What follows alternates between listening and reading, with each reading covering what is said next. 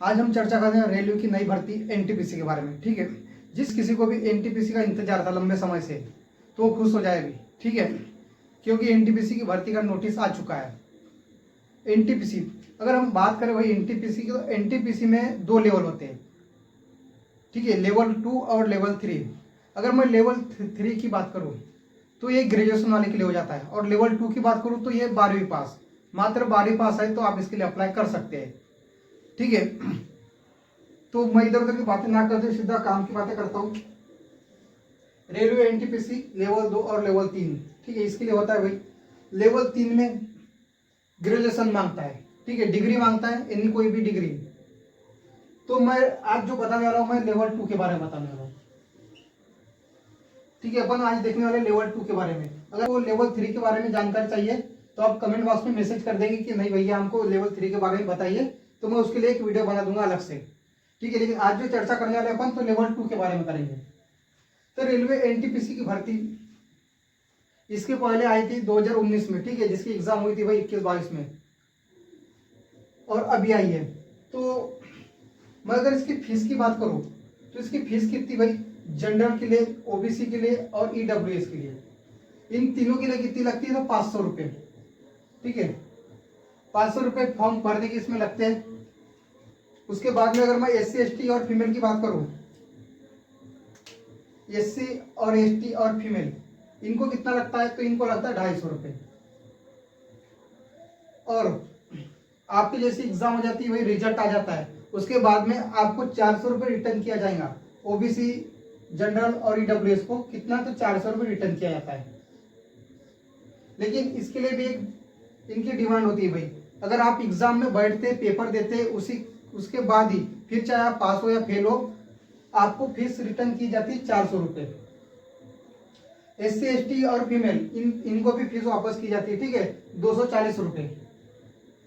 उसके बाद में अगर मैं एज क्राइटेरिया की बात करूं इसमें तो 18 से 30 वर्ष। ठीक है, जो भी कैंडिडेट अगर 18 वर्ष का हो चुका है तो भाई वो फॉर्म को अप्लाई कर सकते हैं। ठीक है, 18 से 30 वर्ष। और अगर मैं छूट की बात करूं, एज रिलैक्सेशन की बात करूं तो इसमें ओबीसी को 3 वर्ष की छूट मिलती है। ठीक है, ओबीसी को कितना 3 वर्ष का छूट मिलता है। और एससी एसटी की बात करूं तो 5 वर्ष का, एससी एसटी की बात करूं तो 5 वर्ष की छूट मिलती है। भाई इतना समय भरपूर हो जाता है, इतने समय तक तो कोई शायद है कि पढ़ाई करता होगा या, ठीक है, उम्मीद कहीं की टूट जाती है, शादीशुदा हो जाते, बाल बच्चे वाले हो जाते, इतने समय तक नहीं कोई पढ़ाई करते। अगर मैं पोस्ट की बात करूं, अगर इसमें एनटीपीसी लेवल 2 में कौन सी पोस्ट आती है, अगर पोस्ट की बात करूं मैं तो पहली पोस्ट हमारी ट्रेन क्लर्क की होती है। ठीक है, जो कि टीसी अपन बोलते हैं। टीसी भाई है ना, अपन बोलते हैं ट्रेन में तो है टिकटा टिकटा भग भग, तो वो वाला टीसी। उसके बाद में दूसरी पोस्ट है इसको कमर्शियल टिकट। ठीक है, कमर्शियल टिकट की। तीसरी पोस्ट आती है जिसकी क्लर्क की। चौथी पोस्ट आती है जूनियर क्लर्क की, जूनियर क्लर्क कम टाइपिस्ट। पांचवी पोस्ट है इसकी junior time clerk keeper, sorry junior time keeper. छठी पोस्ट आती है इसकी अकाउंट क्लर्क कम टाइपिस्ट। ठीक है, इस प्रकार की इसमें पोस्ट होती है। और मैं इसकी अगर क्वालिफिकेशन की बात करूं भाई तो फॉर्म भरने के लिए भैया इसमें कौन सी पास होना, अपने को 10वीं पास होना कि 12वीं पास होना, तो आपको मात्र इसमें 12वीं पास होना है। ठीक है, ना इसमें परसेंटेज का लोचा है कि 12वीं में इतने परसेंट लगेंगे तभी आप फॉर्म अप्लाई कर सकते हैं, ऐसा कुछ नहीं है। आप बस 12वीं पास होना इसमें। ठीक है, 12वीं अगर पास है, आप 12th पास है, भर सकते हैं।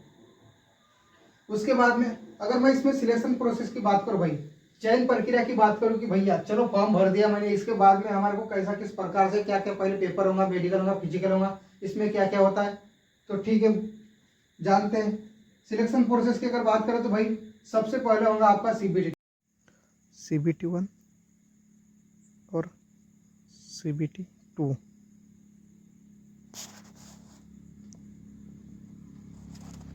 दो पेपर होते हैं इसमें एनटीपीसी में। उसके बाद मैं बात करूं, तीसरा प्रोसेस होगा इसका टाइपिंग का। टाइपिंग आपको बताता हूं मैं कितनी कितनी लगती करके, फिलहाल में अभी जानिए इसके सिलेक्शन प्रोसेस। ठीक है, उसके बाद में आपका होगा डॉक्यूमेंट्स वेरिफिकेशन। डॉक्यूमेंट्स वेरिफिकेशन हो जाता है आपका, आप डॉक्यूमेंट्स वेरिफिकेशन से पास हो जाते हैं, उसके बाद में आपको भेजा जाएगा मेडिकल के लिए, आपको मेडिकल के लिए भेजा जाएगा भाई। उसके बाद में अगर आप मेडिकली पास हो जाते हैं तो सीधा आपको ज्वाइनिंग लेटर आएगा और आप नौकरी में रहेंगे। ये सभी चीजें हो गया। अब जानते हैं अपन CBT 1 में सिलेबस और CBT 2 का सिलेबस, इन दोनों में क्या क्या सिलेबस होता है भाई, कौन से सब्जेक्ट को इसमें पढ़ना पड़ेगा। तो आइए जानते हैं इसके बारे में। CBT 1, ठीक है, इसका सिलेबस 100 क्वेश्चन का पेपर होगा, ये 100 क्वेश्चन का पेपर होगा और 100 मार्क के लिए होगा, ठीक है। 100 क्वेश्चन का पेपर होगा और 100 मार्क के लिए होगा। अगर टाइम की बात करूँ इसमें तो कितना समय मिलता है भैया, तो इसमें 90 मिनट मिलेंगे, ठीक है। 90 मिनट का पेपर होता है, 90 मिनट मतलब हम बोल सकते हैं भाई 1.5 घंटे का पेपर होता है, ठीक है। इसके बाद में अगर मैं बोलूँ निगेटिव मार्किंग कितनी होती है भैया इसमें निगेटिव मार्किंग होती है 1/3, 0.33, ठीक है। ग्रुप डी में अगर बात कर रेलवे की ग्रुप डी में तो उसमें होता है 1/4, ठीक है, 0.25 होता है, लेकिन इसमें थोड़ा ज्यादा होता है, 1/3 होता है इसमें निगेटिव, याद रखेंगे। अब ऐसा नहीं भाई कि अपने को जितने क्वेश्चन अटेम्प्ट हो रहे उतने किए और जो छूट गए उसको अब्बा डब्बा खोल डब्बा करके मारे 67 तो इससे भाई मामला गड़बड़ा जाएगा, क्योंकि एक्यूरेसी बड़ी मायने रखती है, ठीक है। जो भाई एक्यूरेसी बोलते हैं, एक्यूरेसी बड़ी मायने रखती है। जब आपका नॉर्मलाइज होता है, ठीक है, पेपर, तो वो किस बेस पर होता है भाई, पहले तो देखता है कि भाई आपकी जो शिफ्ट थी, आपकी शिफ्ट कैसी थी, मतलब इजी थी, हार्ड थी कि मॉडरेट थी, उसके हिसाब से। उसके बाद में देखता है कि आपने क्वेश्चन 40 अटेम्प्ट किए, 40 में से आपने कितने गलत किए और कितने सही किए। अगर आपने 40 में से भाई मान लो कि 35 सही किए और 5 गलत किए, तो ठीक है, आपको नॉर्मलाइज होने के अच्छे चांसेस बढ़ेंगे। मतलब कि अगर 5 से 7 मार्क नॉर्मलाइज होगा और आपने पता चल रहा है कि 8 से 10 मार्क सही किए और उसके बाद में पूरे के पूरे मार्क गलत किए, तो नॉर्मलाइज में आप माइनस में घुस जाएंगे। इसलिए निगेटिव मार्किंग के हिसाब से भाई इसको बच के रहना इससे, ठीक है। अंधाधुंध तुक्का मार के मत आइए, जितना समझता है भाई, जैसा लगता है कि नहीं चलो ठीक है ये हो सकता है, 2 ऑप्शन में अगर आपको कंफ्यूजन रहता है तो टिक मार्क करके आ जाइए, नहीं तो फिर रहने दो भाई, छोड़ के आ जाना, वही अच्छा है, बेटर है। तो CBT 1 में रीजनिंग होगी। रीजनिंग कितने मार्क के लिए पूछा जाएगा भाई, 30, ठीक है। रीजनिंग के कितने क्वेश्चन रहेंगे, तो 30 क्वेश्चन रहेंगे। उसके बाद में अगर मैं मैथ की बात करूँ, मैथ में कितने क्वेश्चन रहेंगे, तो 30 क्वेश्चन रहेंगे। मैथ में 30 और रीजनिंग में 30 क्वेश्चन रहेंगे। और जो GA बोलते हैं अपन, जनरल अवेयरनेस, ठीक है, इसमें आपका GK GS सभी का सभी आएगा भाई। इसमें जनरल साइंस पूछा जाएगा, इतिहास, भूगोल, अर्थशास्त्र, राज्य शास्त्र, मतलब सभी का सभी जितना भी GK GS में बनता है वो सभी चीजें पूछा जाएगा, प्लस करंट अफेयर, ये सभी चीजें इसमें GA में आएगा। जनरल अवेयरनेस में कितने क्वेश्चन रहेंगे इसके, 40 क्वेश्चन रहेंगे, ध्यान देंगे, 40 क्वेश्चन रहेंगे भाई इसके, ठीक है। अगर बात करूं मैं CBT 2 की, पहला पेपर आप अगर निकाल लेते हैं तो आपको दूसरे पेपर के लिए बुलाया जाएगा, दूसरे पेपर के लिए बुलाया जाएगा। उसका सिलेबस देखते हैं अपन, तो उसमें कितने क्वेश्चन, 120 क्वेश्चन, कितने मार्क के लिए पूछता है, 120 मार्क के लिए।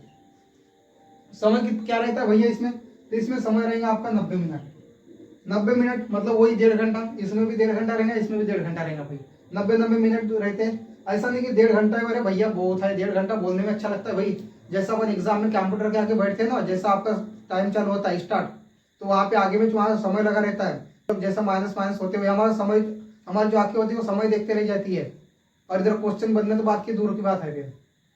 इसलिए भाई जो एक्यूरेसी बोलते हैं, जो स्पीड बोलते हैं, वो बहुत जरूरी होता है आज के तारीख में। क्वेश्चन ऐसे मोटे मोटे लंबे लंबे नहीं पूछता, क्वेश्चन शॉर्ट में पूछता है, लेकिन भाई कॉन्सेप्ट वाले होते हैं, ठीक है। आप ऐसे बड़े बड़े क्वेश्चन, मतलब एकदम महान बनने के लिए इतने बड़े बड़े क्वेश्चन सॉल्व करते हो, लेकिन उसका वही कोई मायना नहीं आता आज के तारीख में। आप छोटे छोटे क्वेश्चन सॉल्व करिए, लेकिन कॉन्सेप्ट वाले कीजिए, ठीक है, जो कैलकुलेशन वाले होते हैं ज्यादातर, तो जो कि नहीं करूंगा। तो 120 क्वेश्चन होते हैं इसमें दूसरे CBT में, ठीक है।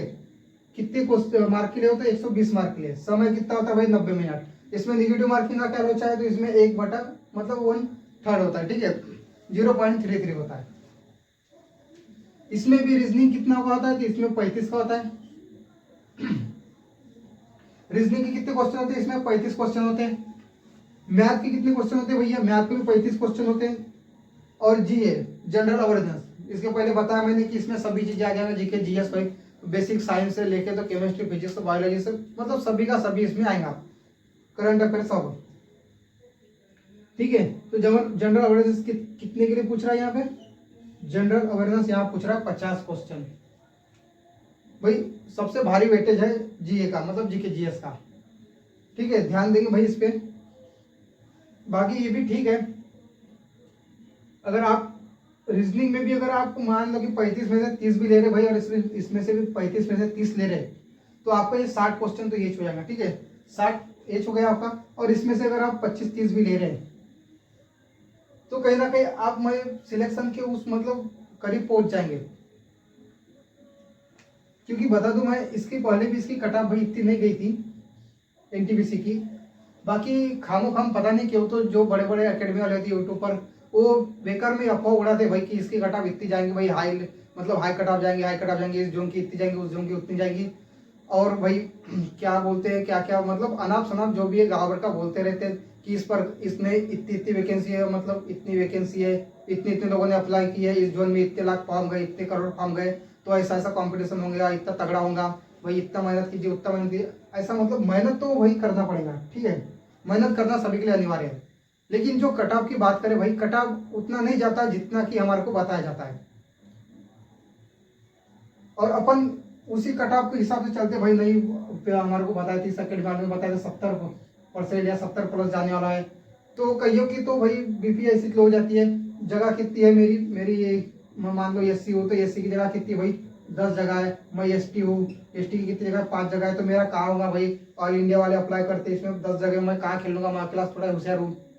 ये सभी चीजें मतलब हमारे मन में ऐसे ख्याल आते हैं भाई, इसके कारण ये जो नेगेटिव नेगेटिव ख्याल आते हैं, तो ये ख्याल कहीं ना कहीं हमारे को भाई कमजोर बना देती है, और इसी के कारण अपन ढंग से पढ़ाई नहीं कर पाते। कईयों तो पढ़ाई इसी के कारण छोड़ देते हैं कि अपना काम हो जाएगा, 5-10 वैकेंसियां छीट आती है अपनी, और भाई कंपटीशन इतना तगड़ा है, ऊपर से कटा बैसी जाती है, तो अपना नहीं हो पाएगा भाई, और वो इस रास्ते से, पढ़ाई के रास्ते से हटके कोई दूसरे रास्ते देख लेते हैं।